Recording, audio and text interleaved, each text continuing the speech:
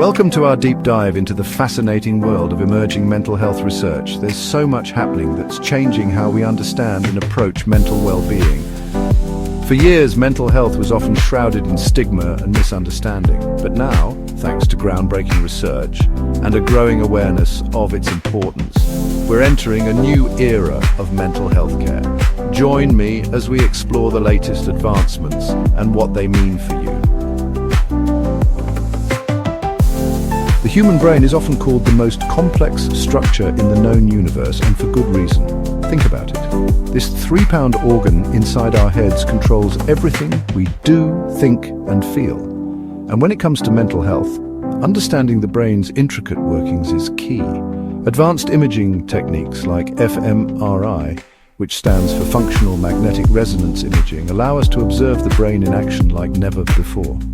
We can actually see how different areas of the brain light up when we perform certain tasks or experience certain emotions. This allows us to map out neural pathways and identify the areas of the brain involved in conditions like depression, anxiety, and even more complex disorders like schizophrenia. But it's not just about mapping the brain's geography. We're also making incredible strides in understanding the role of neurotransmitters, the chemical messengers that allow brain cells to communicate with each other. Imbalances in these neurotransmitters are implicated in a wide range of mental health conditions. For example, low levels of serotonin are linked to depression, while an overactive dopamine system is associated with schizophrenia. By understanding these chemical imbalances, we can develop more targeted and effective treatments. In today's digital age, it's no surprise that technology is playing an increasingly important role in mental health care. And one area where we're seeing tremendous growth is in digital therapeutics. These are essentially evidence-based therapeutic interventions delivered through smartphone apps or other digital platforms. They offer a range of tools and resources, from guided meditation and mindfulness exercises to cognitive behavioral therapy programs. Now, you might be wondering, can an app really help with something as complex as mental health?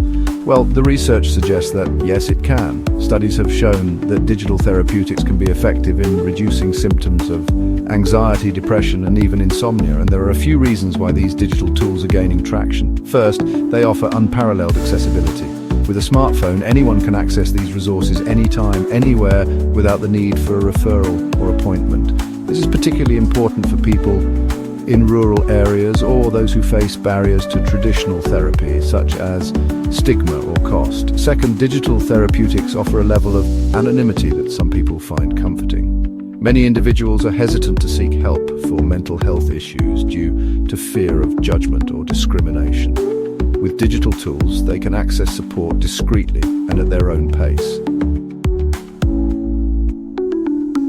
Artificial intelligence, or AI as it's commonly known, is rapidly transforming numerous fields, and mental health care is no exception. Now, AI is not about replacing human therapists or doctors. Instead, think of it as a powerful tool that can assist and enhance their work. One of the most promising applications of AI in mental health is in early detection and intervention. Imagine this: AI algorithms trained on massive data sets of medical records can analyze speech patterns, facial expressions, and even social media activity to identify individuals who may be at risk for developing mental health conditions. Now, this may sound a bit futuristic, but it's closer than you think. Researchers are already developing AI-powered tools that can analyze voice recordings to detect changes in speech patterns that may indicate depression or anxiety. These tools can pick up on subtle cues that even trained clinicians might miss, such as changes in pitch, tone, and the use of certain words or phrases. And it's not just about voice analysis. AI can also analyze facial expressions, micro-expressions even, that we may not be consciously aware of, but that can reveal a lot about our emotional state. Now, this next area of research might seem a little controversial, but it's generating a lot of buzz in the world of mental health. We're talking about psychedelic-assisted therapy, and it involves using substances like psilocybin, the active compound in magic mushrooms, or MDMA, also known as ecstasy, in a controlled therapeutic setting. Now, I know what you might be thinking: aren't these drugs dangerous? And it's true, these substances can be harmful if used recreationally. But under the guidance of trained therapists and in carefully controlled doses, they're showing remarkable potential for treating a range of mental health conditions. So, how does it work? Well, psychedelics have the ability to temporarily alter our consciousness and perception, allowing us to tap into deeper levels of our minds. This can be incredibly therapeutic, especially for individuals struggling with trauma, addiction, or end-of-life anxiety. For example, in a recent study, patients with treatment-resistant depression who underwent psilocybin-assisted therapy showed significant and long-lasting reductions in their symptoms.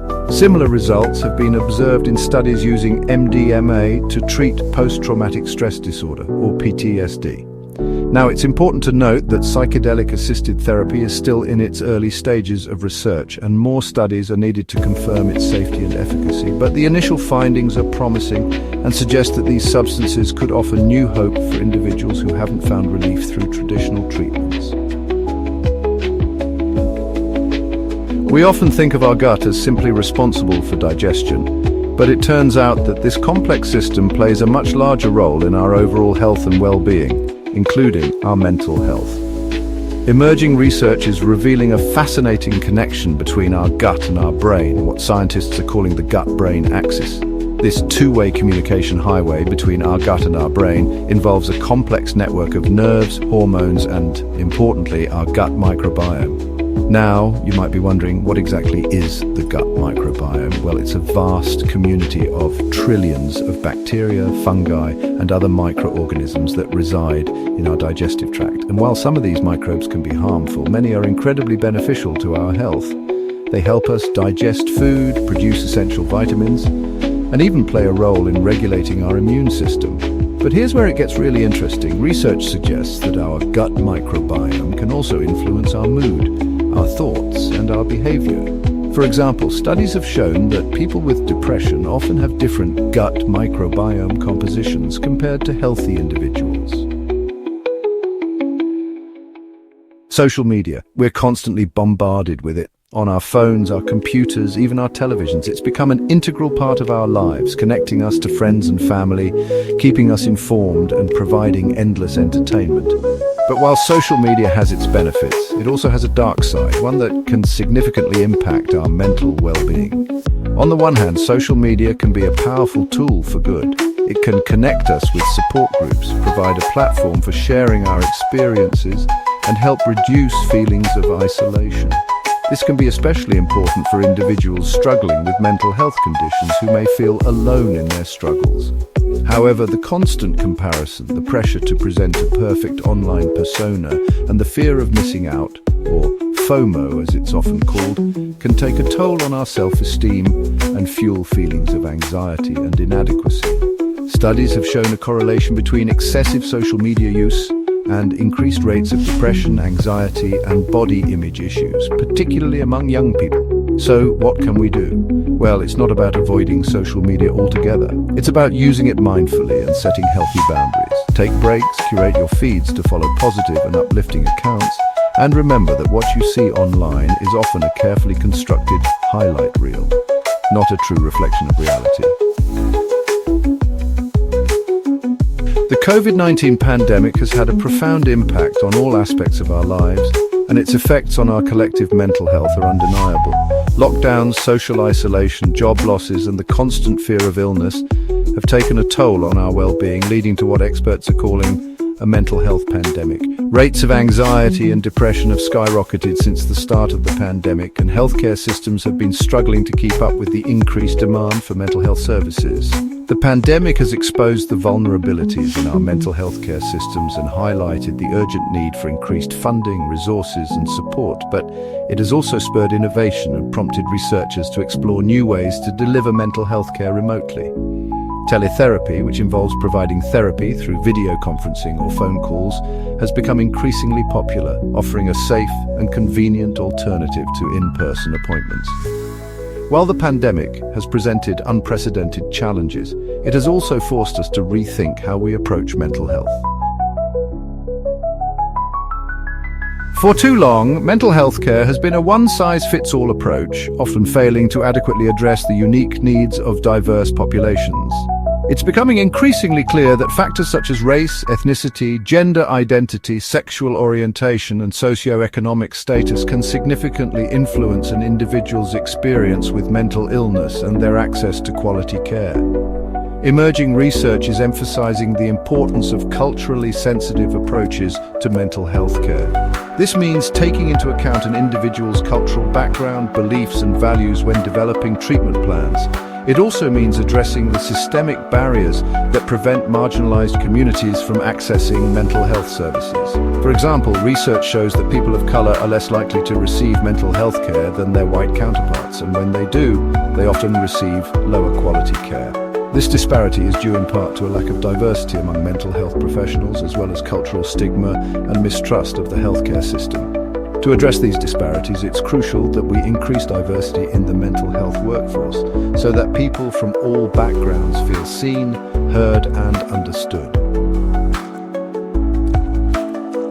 Our understanding of mental health is constantly evolving, and one area that's generating a lot of excitement is the field of epigenetics. Now, epigenetics is a complex field, but in simple terms, it explores how our environment and our experiences can actually influence the way our genes are expressed. You see, our genes provide the blueprint for who we are, but they're not our destiny. Our environment, our lifestyle choices, and even the experiences of our ancestors can leave chemical marks on our DNA, influencing how our genes are turned on or off. And these epigenetic changes can have a profound impact on our mental health. For example, studies have shown that childhood trauma can leave lasting epigenetic marks on our DNA, increasing our susceptibility to mental health conditions like depression and anxiety later in life. But here's the good news. Unlike our genes, which are largely fixed, our epigenome is dynamic and can be modified throughout our lives. This means that while we can't change our past experiences, we can make lifestyle changes such as adopting a healthy diet, exercising regularly, and managing stress that can positively influence our epigenome and potentially reduce our risk of developing mental health issues. We all know that a good night's sleep is essential for feeling our best, but its importance for our mental health is often underestimated. Sleep is not just about resting our bodies, it's also crucial for our brains to function optimally. During sleep, our brains are busy consolidating memories, clearing out toxins, and repairing damage from the day's activities. When we don't get enough sleep, or if our sleep is disrupted, it can have significant consequences for our mental well-being. Disruptions in our circadian rhythms, which are our natural sleep-wake cycles, are also implicated in a range of mental health conditions. For example, shift workers who experience frequent disruptions to their circadian rhythms have higher rates of depression, anxiety, and even cardiovascular disease. Now, while more research is needed to fully understand the complex relationship between sleep, circadian rhythms, and mental health, there's growing evidence to suggest that prioritizing sleep and maintaining a regular sleep schedule are essential for both our physical and mental well-being. All these developments are not just academic. They're setting the stage for real-world applications that could significantly improve people's lives. Mental health research is becoming more holistic, considering biological, technological, and social factors. We're moving away from simply treating symptoms to understanding the root causes of mental illness and developing personalized interventions. On another note, the concept of personalized mental health care is gaining traction. Imagine treatments tailored specifically to your genetic makeup and life experiences. It's like moving from a one-size-fits-all model to bespoke care designed just for you. That could be the next big leap in truly effective mental health support. The future of mental health is undeniably promising. With continued research, increased awareness, and a commitment to breaking down stigma, we can create a world where everyone has access to the care they need to thrive.